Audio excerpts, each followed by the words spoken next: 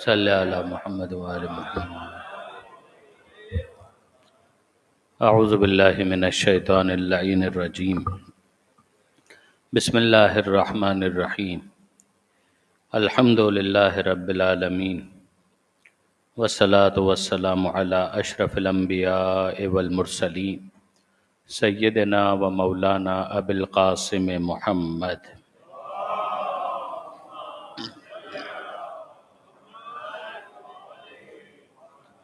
وأہل بیتہ الطیبین الطاہرین المعصومین المظلومین المنتجبین المنتخبین المیامین، لا سیما الامام المنتظر والحجۃ الثانی عشر الذین اذهب اللہ عنہم الرجس وطہرہم تطہیرا۔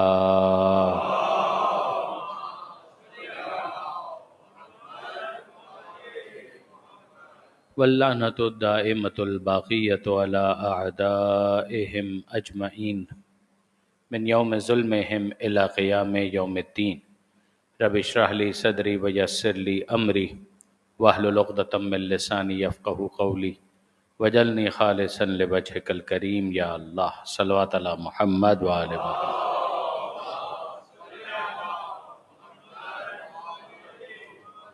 اما بعد فقد قال اللہ سبحانہ وتعالی فی القرآن الحکیم۔ بسم اللہ الرحمن الرحیم۔ الف لام میم غلبت الروم۔ صلوات علی محمد وآل محمد۔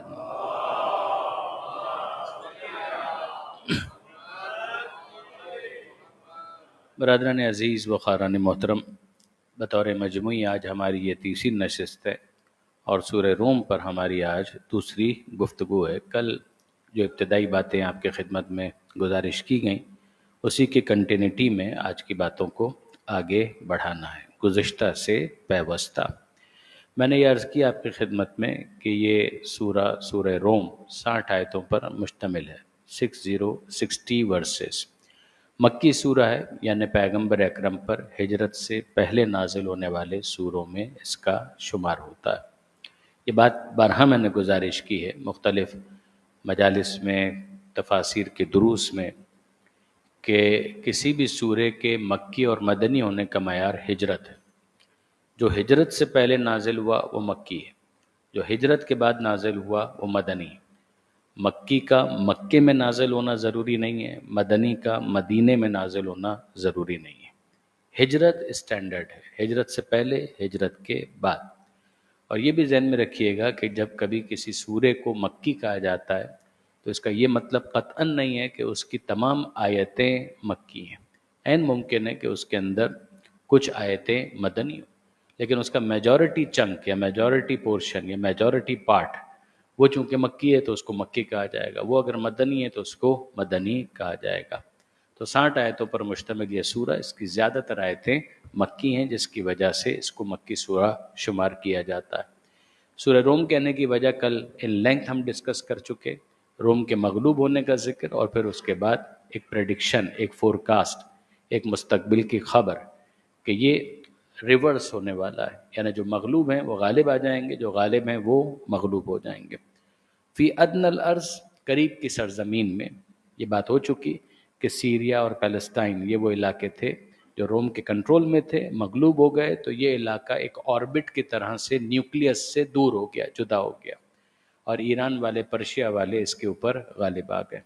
وَهُمْ مِنْ بَعْدِ غَلَبِهِمْ سَيَغْلِبُونَ، اور ان قریب یہ لوگ پھر سے غالب آ جائیں گے، یعنی اپنے علاقوں کو واگزار کرا لیں گے، حاصل کرنے میں کامیاب ہو جائیں گے۔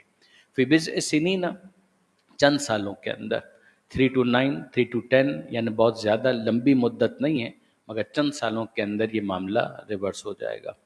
للہ الامر من قبل و من بعد، اللہ ہی کے لیے امر ہے، قبل بھی اور بعد بھی، پہلے اور بعد میں۔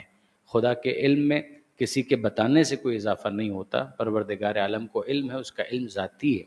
ہمارا علم کسبی ہے، ہم آنکھوں سے دیکھتے ہیں تو کچھ جانتے ہیں، کانوں سے سنتے ہیں تو کچھ جانتے ہیں، زبان سے چکھتے ہیں تو ذائقے کو پہچانتے ہیں، ہاتھوں سے چھوتے ہیں۔ یہ ہماری سینسز ہیں کہ جو ہمیں فیڈ کرتی ہیں، جو ہمیں ایک ڈیٹا پرووائڈ کرتی ہیں۔ ان میں سے ایک سینس کم ہو جائے تو ہماری معلومات ناقص ہونے لگیں گی۔ 2 سینسز کم ہو جائے تو ہمارا ڈیٹا اور زیادہ کمزور ہو جائے گا. ساری سینسز کو اگر آپ ختم کر دیں تو سیدھی سی بات ہے کہ انسان کے پاس جو ہیومن برین ہے پروسیس کرنے کے لیے کچھ باقی نہیں رہے گا. لیکن کیا پروردگار کا بھی ایسا معاملہ ہے؟ نعوذ باللہ من ذالک. وہ خالق ہے، وہ ذہن کا بھی خالق ہے، وہ زبان کا بھی خالق ہے، وہ سینسز کا بھی خالق ہے. پروردگار کا علم ان سینسز کی بدولت نہیں ہے، خدا کا علم ذاتی ہے. پروردگار کا علم ایکوائرڈ نہیں ہے، پروردگار کا علم ذاتی ہے. اس کو کہیں اور سے علم حاصل نہیں ہوتا، اس کا علم اپنا ہے. یہی وہ چیز ہے کہ جس کو اگر آپ لوگوں نے یقیناً دینیات کی کتابوں کے اندر پڑھا ہوگا، صفات زائد بر ذات نہیں. یعنی ہم اور ہیں، ہماری صفت اور ہے. ہماری ذات ہے، ہمارا علم نہ ہو، یہ پاسبل ہے.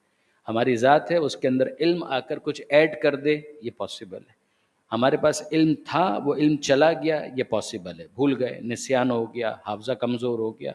خدا کا ایسا کوئی معاملہ نہیں ہے. اسی لیے کہا جاتا ہے خالق کو مخلوق پر قیاس نہیں کیا جا سکتا. ان دونوں کے درمیان کوئی ایکویشن نہیں ہے کہ میں اگر کہوں کہ مثال کے طور پر میں بولتا ہوں تو زبان سے بولتا ہوں، تو خدا اگر بولتا ہے تو متکلم تو وہ بھی ہے، تو اس کا مطلب یہ ہے کہ خدا کی بھی زبان ہوگی. میں بولتا ہوں تو پہلے سوچتا ہوں، تو خدا بھی پہلے سوچتا ہوگا. تو میں سوچتا ہوں تو میری ایک دماغ کی فیکلٹی ہے، تو خدا کا بھی کوئی دماغ ہوگا نا. اگر یہ آپ نے خدا کے بارے میں اس طریقے سے ایکویشنز ڈرا کرنا شروع کر دی تو اس کو کہا جائے گا خود پر خالق کو قیاس کرنا. پروردگار عالم کا معاملہ ایسا نہیں ہے. اس نے تو یہ سارا نظام ہمارے لیے بنایا ہے کہ جس کے اندر ہم کو خلق کیا ہے اور ہم کو کچھ عطا کیا ہے، جس کے ذریعے سے ہم کچھ ایکسپریس کرتے ہیں، کچھ کمپریہینڈ کرتے ہیں. للہ الامر من قبل و من بعد یومئذ یفرح المؤمنون. جب وہ ہوگا کہ جس کے بارے میں ابھی اعلان کیا گیا، تو یہ دن وہ ہوگا کہ جب مومنین صاحبان ایمان خوش ہو جائیں گے. یہ کل بات آئی تھی، فرحت خوشی کے لیے استعمال ہونے والا ایک لفظ ہے. بنصر اللہ، اللہ کی مدد سے یہ ہوگا. یہ اللہ کی مدد صاحبان ایمان کے شامل حال ہوگی. اس کا مطلب یہ ہے کہ سائملٹینیسلی 2 واقعات ہونے ہیں. ایک وہ واقعہ کہ جس کے اندر روم والے غالب آ جائیں گے، اور ساتھ ہی ساتھ کچھ ایسی مدد پروردگار عالم کی ان مومنین کے شامل حال ہوگی کہ جس کے نتیجے میں یہ لوگ خوش ہو جائیں گے. ایک اس خبر کے سچا ہونے کی وجہ سے، اور ایک کچھ اور ہوگا. وہ کچھ اور کیا ہوا وہ میں نے کل آپ کی خدمت میں گزارش کی کہ جنگ بدر میں مسلمانوں کو کامیابی حاصل ہوئی. یہ بھی میں نے کل گزارش کی تھی کہ صلح حدیبیہ کے بارے میں بھی بعض افراد، بعض مفسرین قائل ہیں، مگر مجھے وہ قول انصاف کی بات یہ ایک طالب علم کی حیثیت سے بہت بعید لگتا ہے. یہ جنگ بدر والا قول بظاہر زیادہ قرین قیاس ہے. ینصر من یشاء، خدا جس کو چاہے اپنی مدد سے نوازتا ہے. وَهُوَ الْعَزِيزُ الرَّحِيمُ، خدا عزیز ہے، خدا رحیم ہے. یہ بات کل یہاں پر آ کر ٹھہری تھی کہ عزیز کا مطلب ہوتا ہے زبردست، شکست ناپذیر. ایک انسان ہے، اس کو بھی عزت مل جاتی ہے، مگر ذرا سا اس کے پاس پاور آئے، ذرا سی اس کے پاس عزت آئے تو پھر وہ دلوں میں اپنی عزت باقی رکھنے میں کامیاب نہیں ہو پاتا. فرعون کے پاس طاقت آ گئی تو آپ جانتے ہیں کہ جتنے اس کے سامنے جی حضوری کرنے والے تھے، مگر دل میں تو گالیاں ہی دے رہے تھے نا کہ یہ کیا انسان ہے کہ دوسروں کی زندگی اس کے لیے کوئی قدر و قیمت نہیں رکھتی. تو انسان کے پاس جب پاور آتا ہے تو اس پاور کے آتے ہی وہ صحیح معنوں میں صاحب عزت نہیں رہ پاتا. ایک تو پاور جو اس کے پاس ہے وہ لمیٹڈ ہے، مگر اس لمیٹڈ پاور کے باوجود وہ فرعون بن جاتا ہے، نمرود بن جاتا ہے.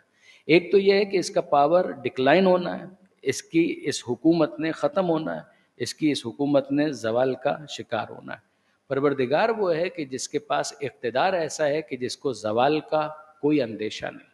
پھر اس کے بعد وہ کوئی ظلم نہیں کرتا کہ جس کی وجہ سے اس کی عزت میں کمی آئے. پروردگار عالم ظلم کو خود سے بالکل نفی کرتا ہے، نگیٹ کرتا ہے. آگے بھی آپ دیکھیں گے اس سورے کے اندر بھی پروردگار عالم نے کہا خدا ظلم نہیں کرتا، یہ خود ہیں جو اپنے نفسوں کے اوپر ظلم کرتے ہیں. تو خدا عزیز ہے، خدا کے پاس وہ غلبہ، وہ طاقت، خدا کے پاس وہ قدرت کہ جس کو کبھی زوال کا شکار نہیں ہونا. ساتھ ہی ساتھ یہ صاحب قدرت، یہ صاحب عزت، یہ زبردست رحیم، یہ رحم کرنے والا ہے. اس کی رحمت کے اندر کنسسٹنسی ہے، خاص طور پر میدان قیامت میں یہ اپنے بندوں کے ساتھ رحم کا سلوک کرنے والا ہے. وعد اللہ، یہ اللہ کا وعدہ ہے. لا یخلف اللہ وعدہ، اللہ اپنے وعدے کی خلاف ورزی نہیں کرتا. ولیکن اکثر الناس لا یعلمون، مگر لوگوں کی اکثریت اس بات کو جانتی نہیں. یہ کیا کہا پروردگار عالم نے؟ وعد اللہ، یہ اللہ کا وعدہ ہے. کیا کہا تھا خدا نے؟ پروردگار عالم نے دو اعلانات کیے ہیں. روم والے مغلوب ہو چکے ہیں، غالب آ جائیں گے، 1. دوسری بات، اللہ کی مدد صاحبان ایمان کے شامل حال ہوگی جب وہ خوش ہوں گے. یہ دو وعدے ہیں جو پروردگار عالم کی طرف سے کیے گئے. وعد اللہ ہے، یہ اللہ کے وعدے ہیں. اللہ اپنے وعدوں کی مخالفت نہیں کرتا، لیکن لوگوں کی اکثریت اس بات کو نہیں جانتی. وہ سمجھتے ہیں پتہ نہیں یہ ہوگا یا نہیں ہوگا. خدا کہہ رہا ہے جب میں کہہ رہا ہوں تو کیوں نہیں ہوگا؟ اب یہاں پر ایک بہت اچھا تجزیہ ہے کہ کیا سبب ہو سکتا ہے وعدے کی خلاف ورزی. کوئی کیوں کرے گا؟ یعنی وعدہ کرنے کے بعد وعدے کو پورا نہ کرنا، اس کا کیا ریزن ہو سکتا ہے؟ ایک ریزن یہ ہو سکتا ہے کہ بھول گئے. وعدہ کیا تھا بھول گئے. وعدہ کیا تھا کہ کل یہ کریں گے مگر بھول گئے، یاد ہی نہیں رہا. تو سہو کی وجہ سے، نسیان کی وجہ سے، ایگزائمر کی وجہ سے، ڈیمنشیا کی وجہ سے، یا ویسے ہی دوسرے کاموں کے اندر مشغول ہو گئے، بھول گئے. تو نسیان can be one of the factors, بھول جانا، انسان کا کسی چیز کو بھول جانا، یہ ایک ریزن ہو سکتا ہے وعدے کو پورا نہ کرنے کا. 1. نمبر 2، وعدہ کر لیا تھا تب پتہ نہیں تھا کہ یہ غلط وعدہ، علم نہیں تھا، جہالت تھی. اب پتہ چلا کہ یہ وعدہ اگر میں پورا کر دوں گا تو نقصان ہو جائے گا. تو ایز اے ریزلٹ جہالت دوسری وجہ ہو سکتی ہے وعدے کو پورا نہ کرنے کی. تیسری وجہ کیا ہو سکتی ہے کہ جب میں نے وعدہ کیا تھا کہ میں آپ کو پیسے دوں گا، اس وقت میرے پاس تھے، اب طاقت نہیں ہے، توانائی نہیں ہے، کمزوری آ چکی ہے. تو اب آپ غور کریں کہ 3 ریزنز تو موٹے موٹے ہم کو سمجھ میں آ رہے ہیں. وعدہ کیا تھا مگر جہالت تھی، علم آ گیا، لہٰذا میں اس وعدے کو پورا نہیں کر سکتا. 1. نمبر 2، بھول گئے، یاد ہی نہیں رہا. نمبر 3، طاقت نہیں رہی. اس وقت جب وعدہ کیا تھا تب پیسہ تھا، آپ کو دینے کا وعدہ کیا تھا، مگر اب نہیں ہے. اب تو روٹی کھانے کے پیسے نہیں ہیں تو میں آپ کو لون کہاں سے دوں؟ یہ 3 ریزنز ہو سکتے ہیں. آپ اس میں سے کون سا ریزن خدا کے باب میں قبول کر سکتے ہیں؟ کیا خدا بھول سکتا ہے؟ یہ بندے ہیں جو بھول جاتے ہیں، خدا نہیں بھولتا. کیا خدا جاہل تھا، اس کو نہیں پتا تھا معاذ اللہ کہ یہ میں وعدہ کر رہا ہوں تو اس کے کیا ریپرکشنز ہو سکتے ہیں؟ کہا نہ، پروردگار اس کا تو علم ذاتی ہے. تو خدا کی طاقت کم ہو گئی، ناتوانی آ گئی، ضعف آ گیا؟ نہ. تو جب خدا بھولتا نہیں ہے، جب خدا جاہل نہیں ہے، جب اللہ کل شیء قدیر ہے، تو سب کچھ ہو سکتا ہے، خدا اپنے وعدے کے خلاف نہیں کر سکتا. یہ پروردگار کی شان کے خلاف ہے. اب یہاں پر ایک اور دلچسپ بحث آتی ہے، اور وہ کیا کہ جب آپ یہ کہتے ہیں کہ خدا اپنے وعدے کی خلاف ورزی نہیں کر سکتا، تو اس کا کیا مطلب ہے؟ آپ خدا کی قدرت کو محدود کر رہے ہیں.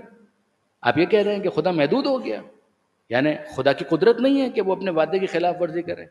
یہ بڑا بچکانہ اعتراض ہے مگر کیا جاتا ہے. یعنی آپ اس پر حیران نہ ہو، علم کلام کی کتابوں میں اس پر باقاعدہ ڈسکشن ہوا.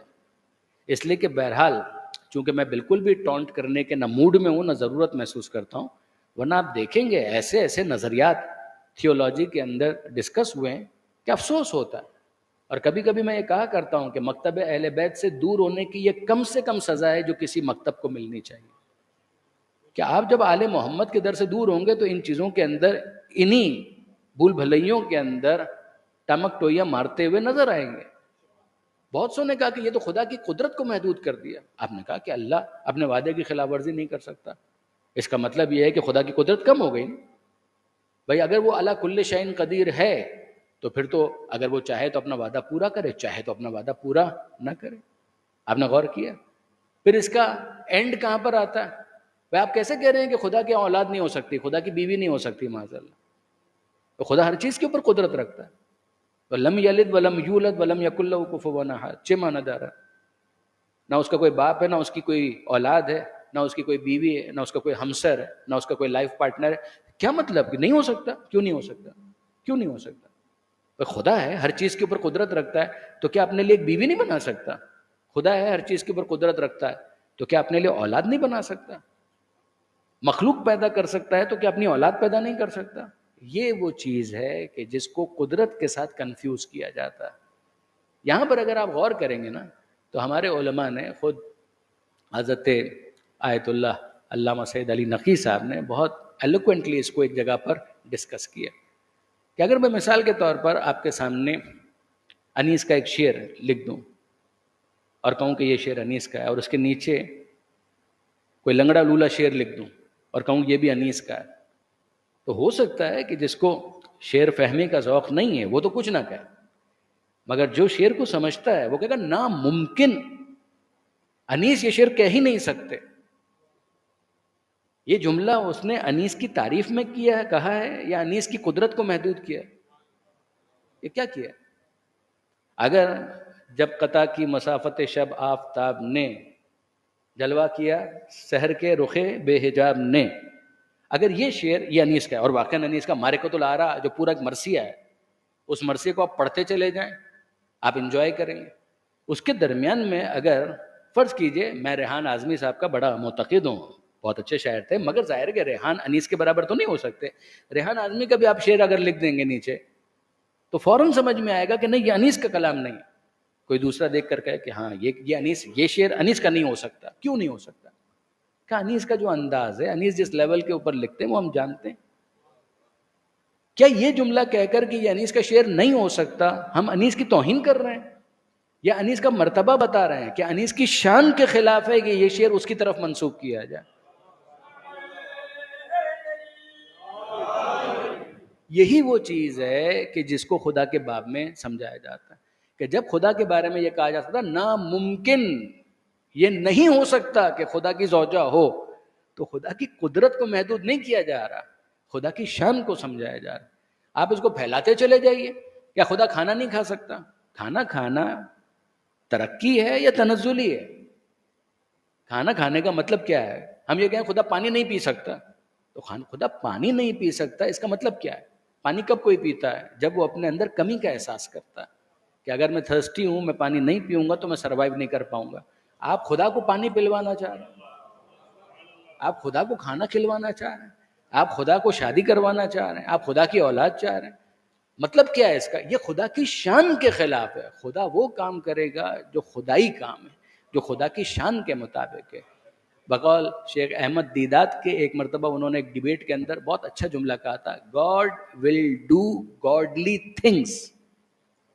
خدا وہ کام کرے گا جو خدائی کام ہوتے ہیں، لیکن جو بندوں کے کام ہیں ان کو اگر آپ خدا کی طرف چسپا کریں، یہ خدا کی شان بڑھ نہیں رہی ہے، خدا کی قدرت میں اضافہ نہیں ہو رہا، خدا کی شان کے خلاف گفتگو ہو رہی ہے۔ درود بھیجیے گا محمد و آل محمد۔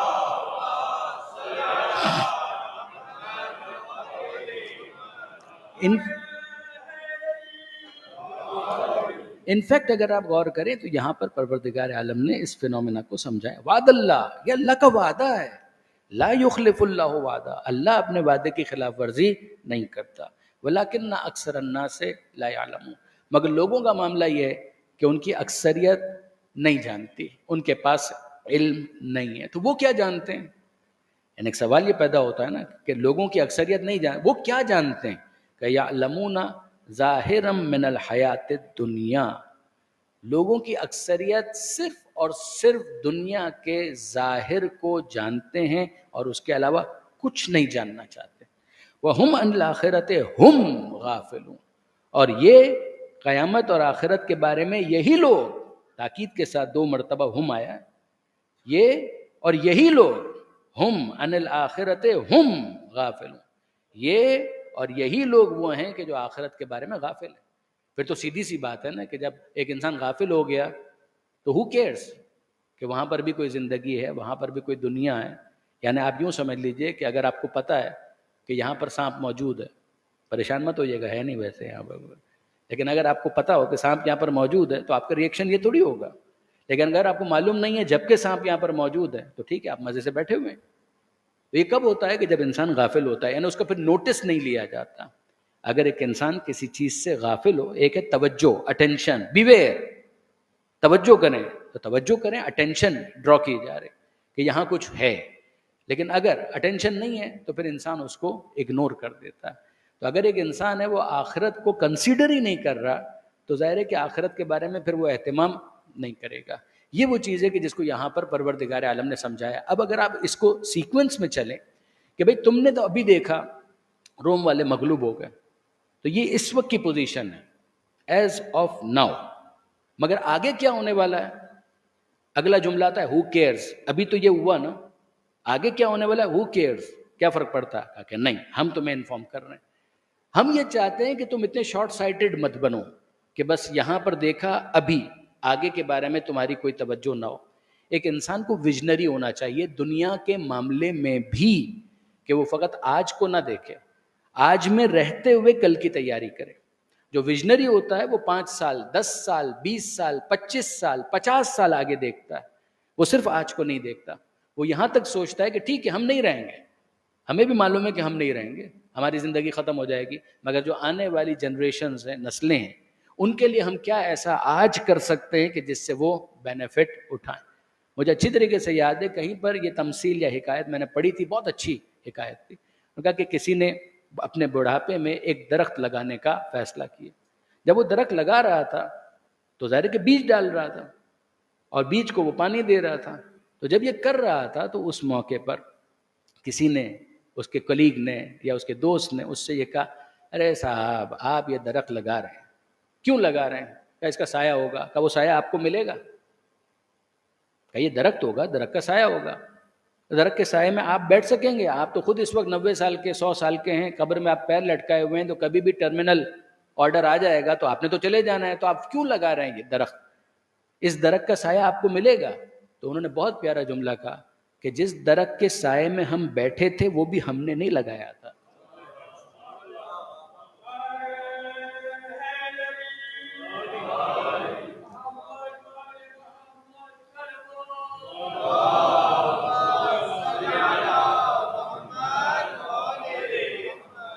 جس درخت کے سائے میں ہم بیٹھے تھے وہ درخت بھی ہم نے نہیں لگایا تھا، وہ کسی اور نے لگایا تھا. جب انہوں نے لگایا تھا تو ہم نے فائدہ اٹھایا، ہم لگائیں گے تو کوئی دوسرا فائدہ اٹھائے گا. یہ وہ چیز ہے جس کو آپ کہتے ہیں ویژن، کہ ایک انسان بلند نظری کے ساتھ آگے کی طرف وہ دیکھتا ہے، شارٹ سائٹڈ نہیں ہوتا. دنیا میں بھی اس کو پسند کیا گیا ہے. چہرے سے بھی ہم بات کریں کہ آخرت، یعنی اگر ہم یہ کہیں کہ وہ 25 سال آگے دیکھتا ہے تو وہ ویژنری ہے، 50 سال آگے دیکھتا ہے وہ ویژنری ہے، 100 سال آگے دیکھتا ہے بہت ہی ویژنری ہے. دین یہ کہتا ہے کہ یہ ویژنری ہونا بھی اپریشیبل ہے، مگر اس سے زیادہ تمہیں ویژنری ہونا چاہیے کہ دنیا میں رہتے ہوئے تم آخرت کو اس طرح سے سنوارنے کی کوشش کرو کہ جب وہاں پہنچو تو تمہیں کسی قسم کا پچھتاوا نہ ہو. یہ بہت مناسب موقع ہوگا کہ یہاں پر میں آپ کی خدمت میں شہید مطہری علی اللہ مقامہ ان کا ایک کتاب کا حوالہ بھی دوں اور اس میں سے ایک پیراگراف آپ کے ساتھ شیئر کروں. یہ بھی آپ کو فیس بک پہ مل جائے گا، یہاں پر بھی ابھی ڈسپلے ہو جائے گا. شہید آیت اللہ مرتضیٰ مطہری کی ایک معرکۃ الآراء کتاب ہے. انفیکٹ ان کے لیکچرز ہیں کہ جن کو کمپائل کر کے کتاب بنا دیا گیا. اردو میں بھی اویلیبل ہے اور انگلش میں بھی اویلیبل ہے، اور انگلش میں آپ کو al-islam.org پر یہ بک مل جائے گی. مسٹ ریڈ، واقعاً بہت اچھی کتاب، اور ہے بھی بہت چھوٹی سی، مگر اس کے اندر مطالب بہت زیادہ ہیں. جناب آیت اللہ شہید مرتضیٰ مطہری کی اس کتاب کا نام ہے فلسفہ شہادت. فلسفہ شہادت یہ ان کا ماسٹر پیس ہے. شہید مطہری کا کون سا کام ایسا ہے کہ جس کو ہم انفیریئر کہہ سکتے ہیں، مگر ان میں ٹاپ آف دا لائن اگر کسی کام کو آپ لسٹ کریں گے تو یہ کتاب ہے فلسفہ شہادت.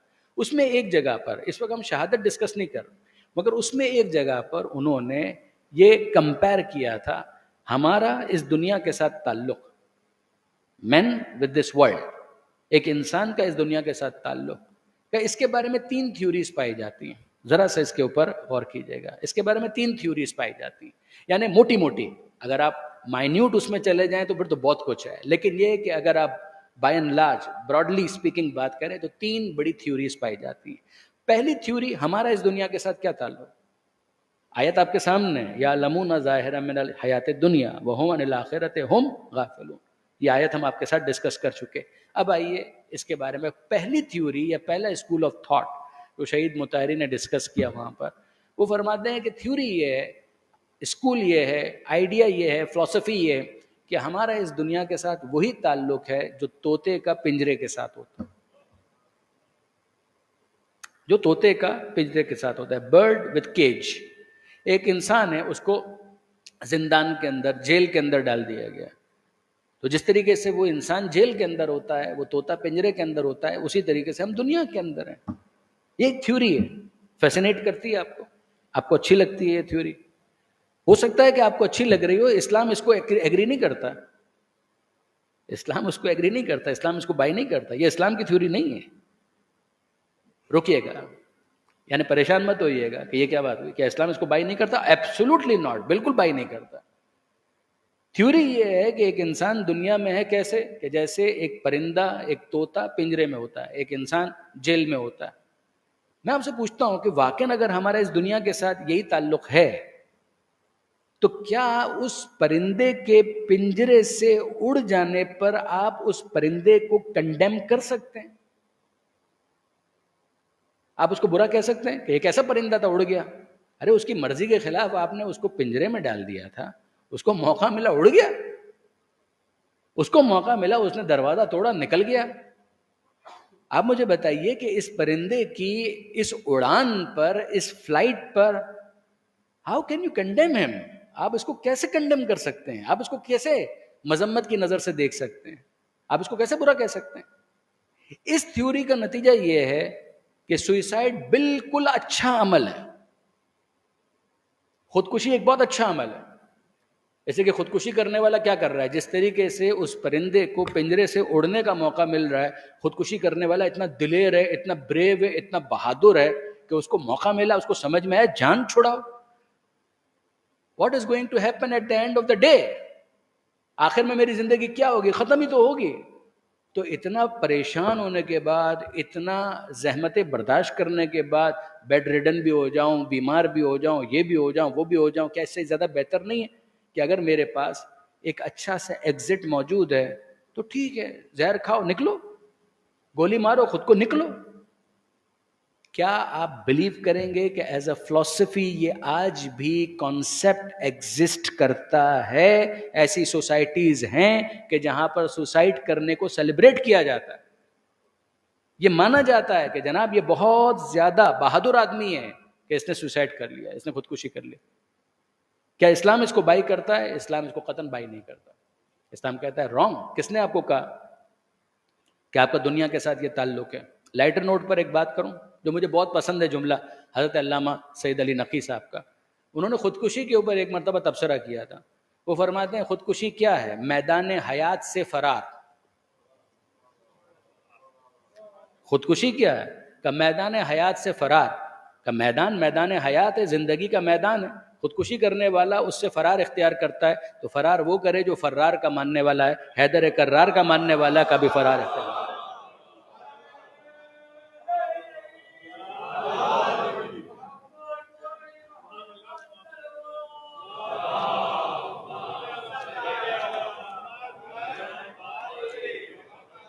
کہ فرار وہ اختیار کرے جو فرار کا ماننے والا. حیدر کرار کا ماننے والا کبھی فرار اختیار نہیں کرتا، نہ میدان جنگ سے نہ میدان حیات سے.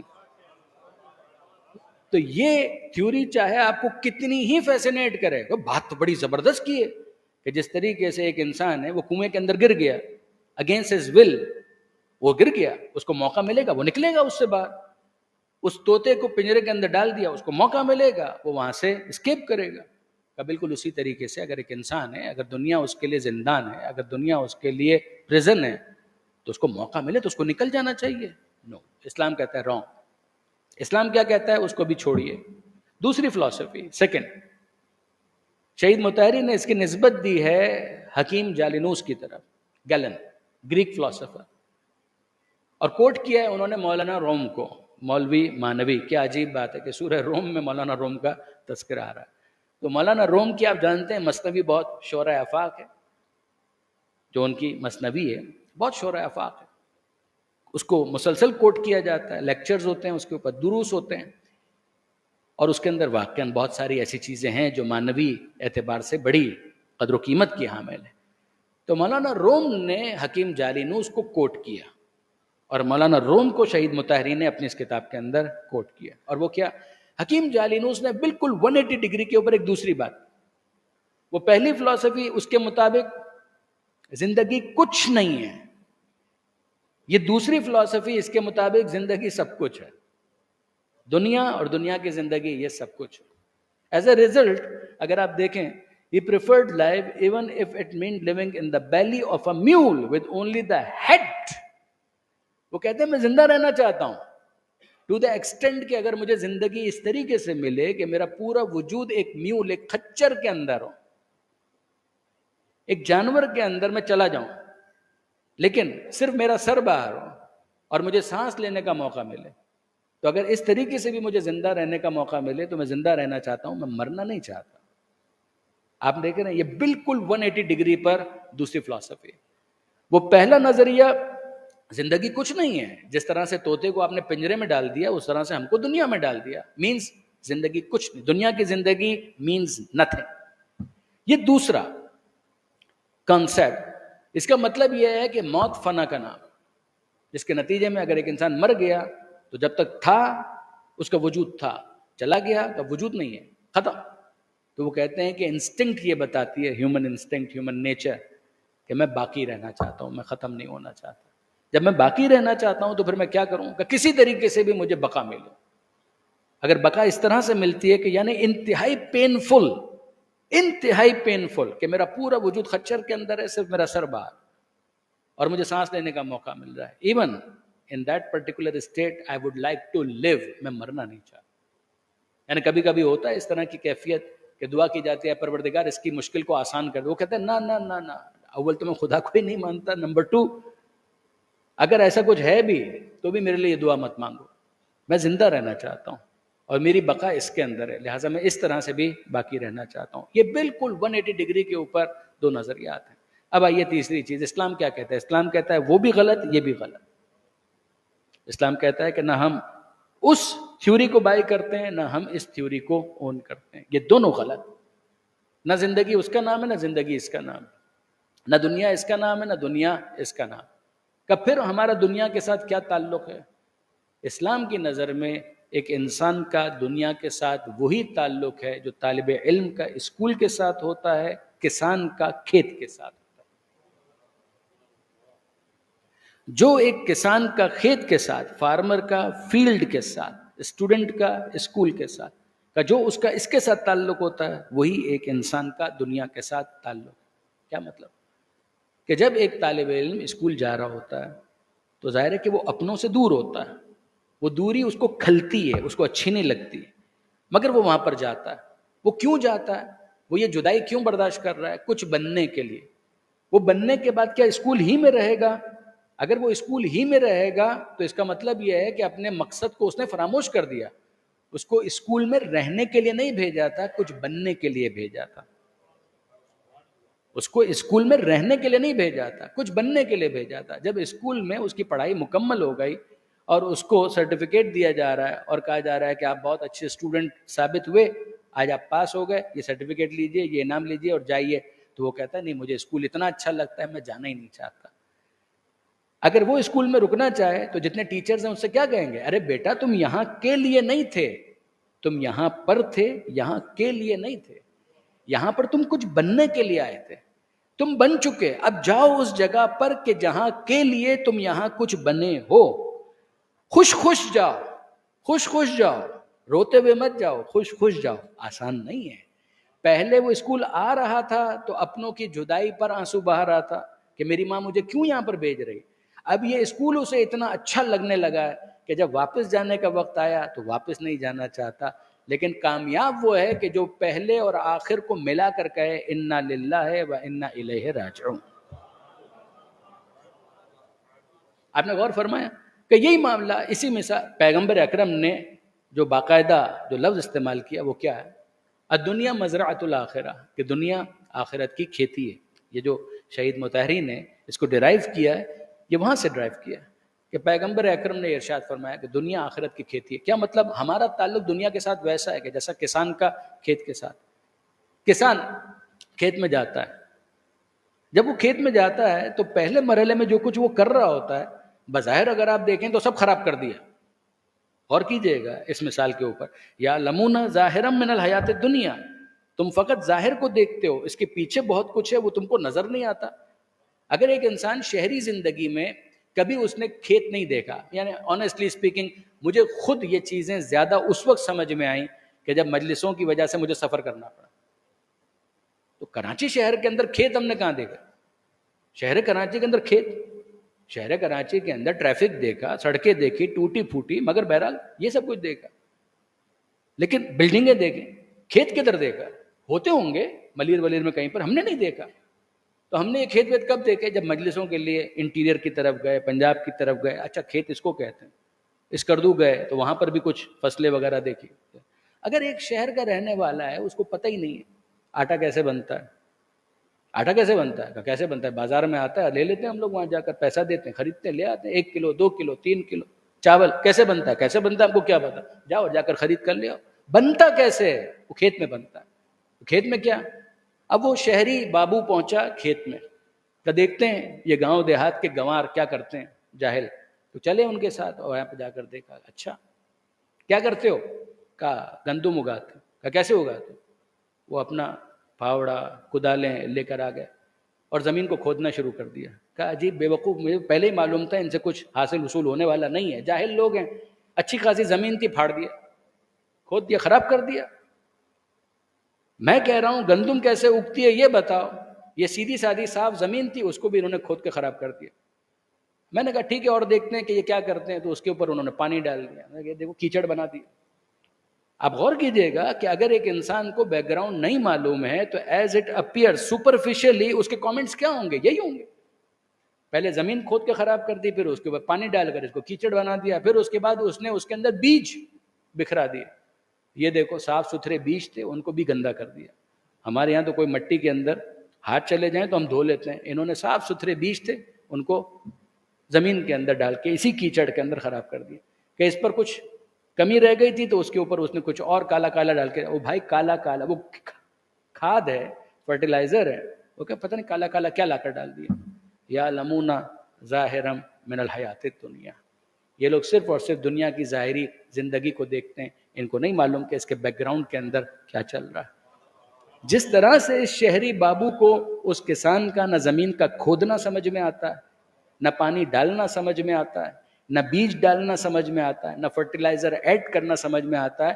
اگر کوئی ایتھیسٹ ہے تو نہ اسے فجر کی نماز سمجھ میں آئے گی, نہ رمضان کا روزہ سمجھ میں آئے گا, نہ حسین کی عزاداری سمجھ میں آئے گا.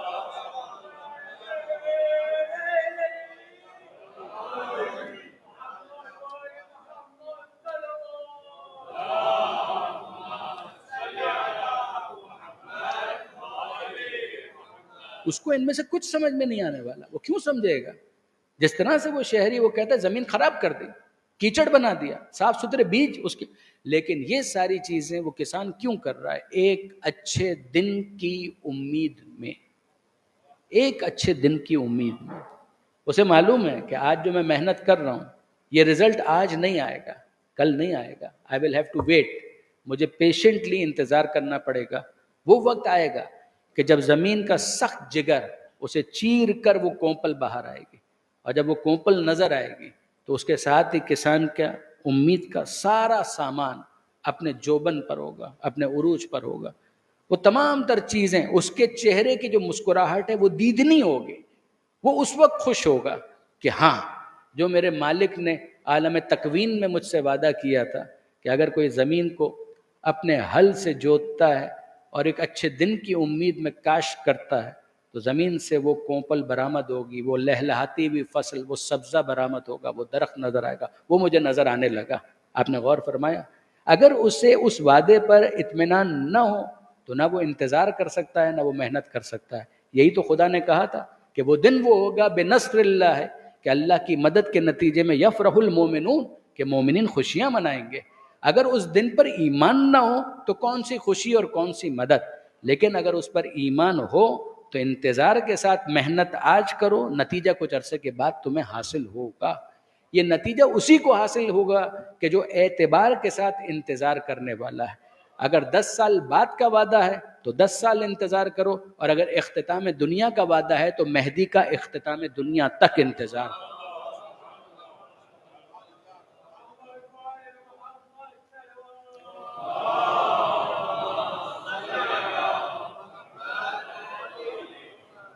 آپ نے غور فرمایا برادران عزیز؟ پریزن, یہ دنیا پریزن ہے نہ, بے شک اس دنیا کے آگے جو اگلی دنیا ہے اس کی وسعت بہت زیادہ ہے, اس میں کوئی شک نہیں.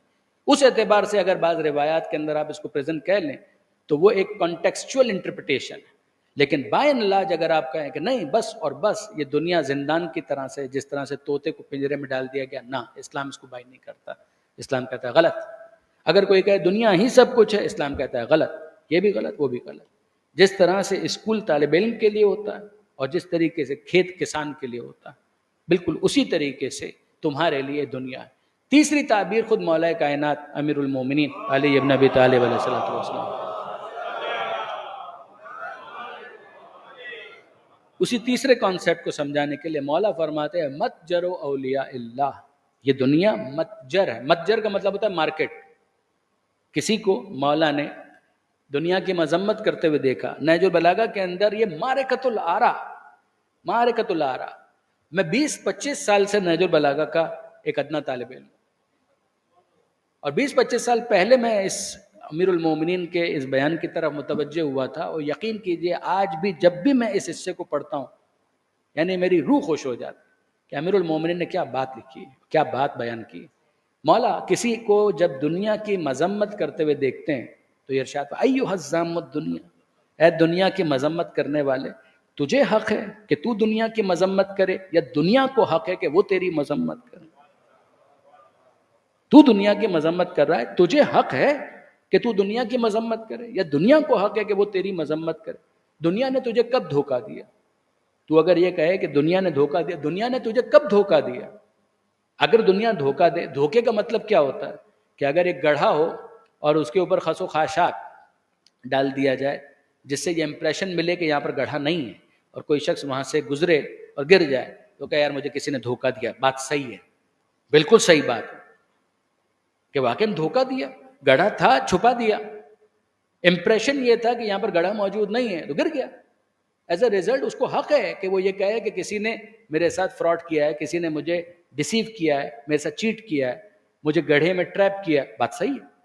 لیکن اگر فرض کیجئے کہ گڑھا موجود ہے، اسے کسی نے خس و خاشاک سے پاٹا بھی نہیں ہے، وہاں پر ایک بورڈ بھی لگا ہوا ہے خبردار یہاں پر گڑھا موجود، اور پھر بھی صاحب گزر رہے ہیں، ہاتھ میں موبائل فون ہے، ہاں اسٹاک ایکسچینج کا کیا بھاؤ چل رہا ہے، گر گئے. اور پھر اس کے بعد کیا یار کسی نے میرے ساتھ دھوکہ کیا. آپ کے ساتھ کسی نے دھوکہ کیا؟ کسی کو دھوکہ کرنے کی ضرورت ہی نہیں تھی. آپ نے خود اپنے آپ کو دھوکہ دیا. آنکھیں خدا نے دیے، کھول کر دیکھو تو صحیح کہ گڑھا موجود ہے، بورڈ لگا ہوا ہے. آپ اپنی مستیوں سے باہر نہیں آ رہے ہیں اور اس کے بعد گر جائیں اور پھر یہ کہیں کہ مجھے کسی نے دھوکہ دیا ہے. مولا فرماتے دنیا نے کب اپنا معاملہ تجھ سے چھپایا تھا؟ دنیا نے کب تجھ سے یہ کہا تھا کہ سب بوڑھے ہوں گے تو بوڑھا نہیں ہوگا؟ دنیا نے کب یہ کہا تھا کہ سب مریں گے تو نہیں مرے گا؟ دنیا نے کب یہ کہا تھا کہ سب کے مال پر زوال آ سکتا ہے مگر تو ہمیشہ مالدار رہے گا؟ دنیا نے کب یہ کہا تھا؟ کب یہ کہا تھا؟ دنیا نے کبھی یہ نہیں کہا تھا. جب تو نے اپنے بزرگوں کا جنازہ اٹھایا تو تجھے اس آئینے میں اپنا چہرہ کیوں نظر نہیں آیا؟ دنیا نے کب تجھ سے یہ کہا تھا کہ سب کا جنازہ اٹھے گا تیرا جنازہ نہیں اٹھے گا؟ کب دنیا نے یہ کہا تھا؟ دنیا نے ان تمام کیسز کے اندر تجھے تیرا مستقبل دکھا دیا تھا، پھر بھی اس کے باوجود تو متوجہ نہیں ہوتا. تو دنیا کی مذمت کا تجھے اختیار نہیں ہے، دنیا کو حق ہے کہ وہ تیری مذمت کرے. مولا فرماتے ہیں کہ ایسے بھی ہیں کہ جنہوں نے دنیا میں اپنا وقت ضائع کیا، اور وہ بھی ہیں کہ جنہوں نے دنیا سے کیا کچھ حاصل نہیں کیا. یہ دنیا متجر اولیاء اللہ، یہ وہ لفظ ہے.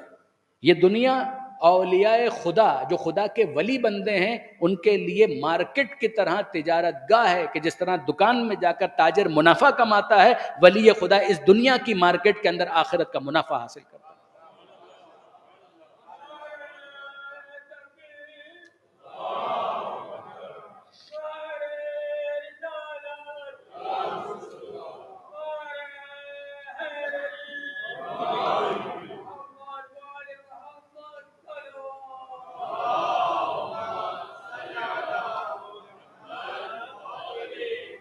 آپ نے غور فرمایا برادران عزیز کہ متجر اولیاء اللہ، یہ اولیاء خدا کے لیے دکان ہے کہ جہاں پر وہ آ کر اپنا کاروبار حیات اس طرح سے ترتیب دیتے ہیں کہ یہاں کی محنت کے بعد وہ آخرت میں نفع کے طلبگار ہوتے ہیں. جب وہ وہاں پہنچیں گے تو دنیا سے شکایت نہیں کریں گے، دنیا سے خوش ہوں گے. یہ وہ جگہ ہے کہ جہاں پر خدا کو سجدے کیے جاتے ہیں. اگر دنیا کی زمین نہ ہوتی تو پروردگار عالم کو سجدہ کیسے کیا جاتا؟ یہ وہ جگہ ہے کہ جہاں پر لوگ آ کر اپنے پروردگار کی عبادت کرتے ہیں. اگر یہ دنیا کی زمین نہ ہوتی تو کہاں خدا کی عبادت کی جا سکتی تھی؟ یہ امیر المومنین ایک بالکل الگ رخ بیان کرتے ہیں کہ دنیا کی مذمت کا یہ مطلب نہیں ہے تم نے دنیا سے فائدہ نہیں اٹھایا. وہ تیسری فلسفی. یہ اس آیت کے ذیل میں چاہ رہا تھا کہ آج آپ کے ساتھ ڈسکس کروں. یا لمون ظاہرم من الحیات الدنیا. یہ لوگ ہیں کہ دنیا کے فقط ظاہر کو دیکھتے ہیں. جب اس کو دیکھتے ہیں تو بس ایک ہی طرف کی کیسٹ وہ سنتے ہیں.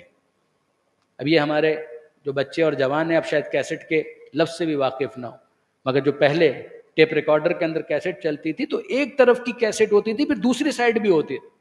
یہ اے سائڈ ہے، وہ بی سائڈ ہے. تو فیصلہ کرنے سے پہلے بی سائڈ کو بھی تو سنو. انٹرول سے پہلے والی فلم دیکھ کر آپ چلے گئے اور اینڈ کو اپنے طور پر قیاس کر رہے ہیں. ایسا نہیں ہے. معاملہ یہ ہے کہ جب یہ ہوا ہے تو کچھ اور بھی ہونا ہے.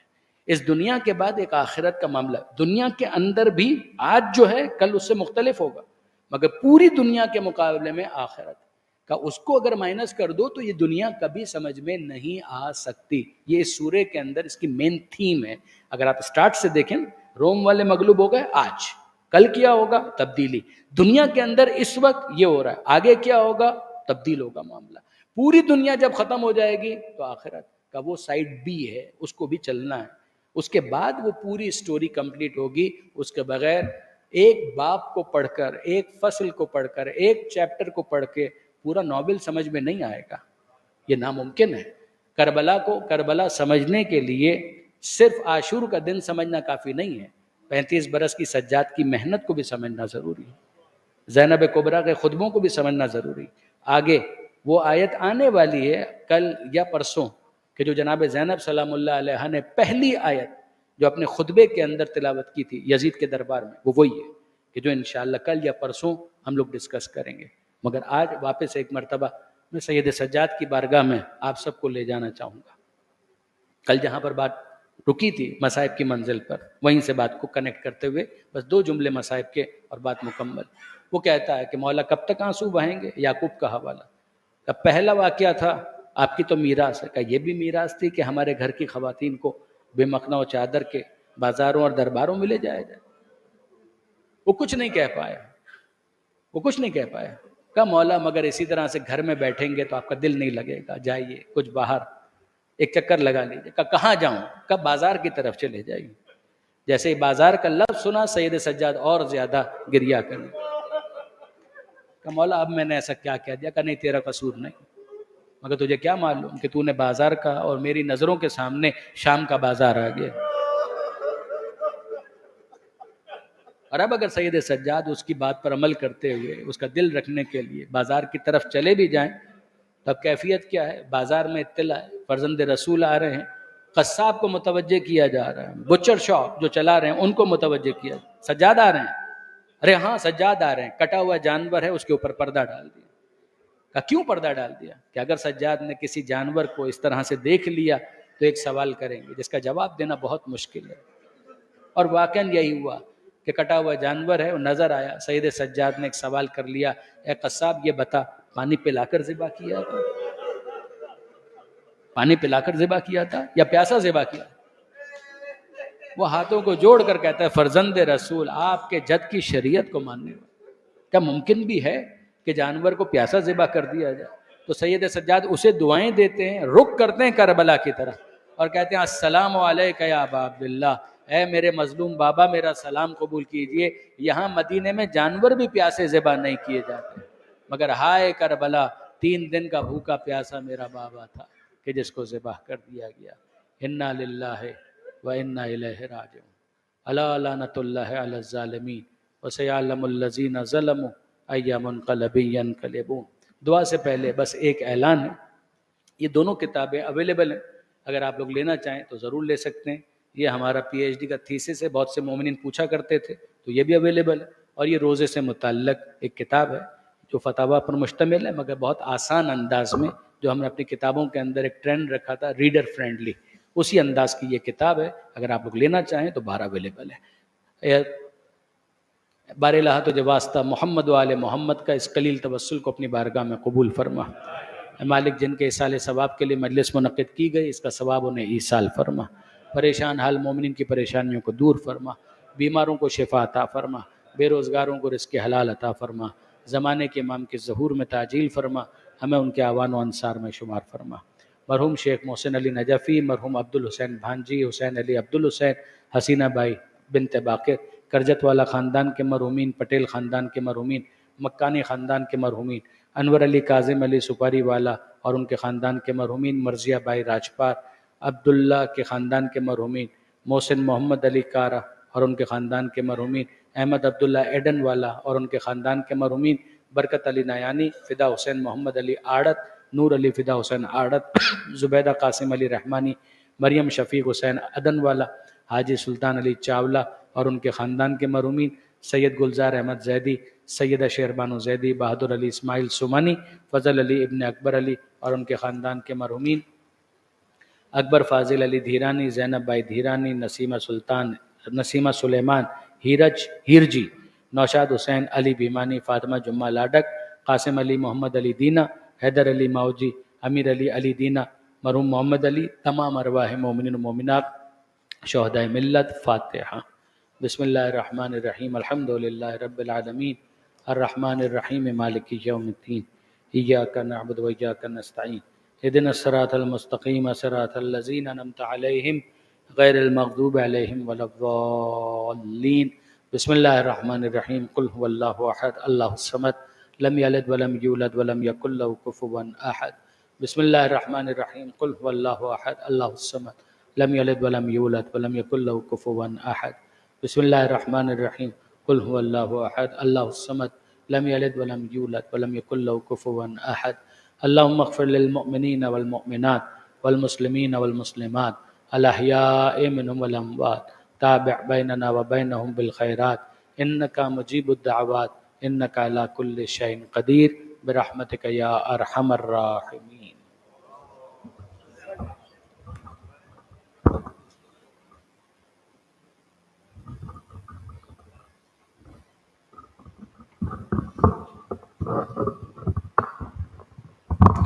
عظم اللہ اجورنا وجورکم یا صاحب امر۔ السلام علیک یا مولا یا ابا عبداللہ وعلی الارواح التي حلت بفنائک، علیک منی سلام اللہ ابدا ما بقیت وبقی اللیل والنہار، ولا جعلہ اللہ آخر العہد منی لزیارتکم۔ السلام علی الحسین وعلی علی ابن الحسین وعلی اولاد الحسین وعلی اصحاب الحسین وعلی اخیک ابو الفضل العباس ابن امیر المومنین، جمیع شہداء کربلا واسران کربلا ورحمۃ اللہ وبرکاتہ۔ السلام علیک یا مولا یا غریب الغربا، السلام علیک یا مولا یا معین الضعفاء والفقراء، السلام علیک یا سلطان یا ابا الحسن یا علی ابن موسیٰ الرضا، روحی و جسمی لک الفدا۔ السلام علیک یا فاطمہ معصومہ ورحمۃ اللہ وبرکاتہ۔ السلام علیک یا حجت اللہ یا مولانا یا صاحب عصر والزمان، الامان الامان الامان من فتنة الزمان۔ السلام علیک یا خلیفۃ الرحمن، السلام علیک یا شریک القرآن، السلام علیک یا کعبۃ الایمان، السلام علیک یا امام انس والجان، اجل اللہ تعالی فرجک وسال اللہ تعالی مخرجک وظہورک ورحمۃ اللہ وبرکاتہ۔ صلوات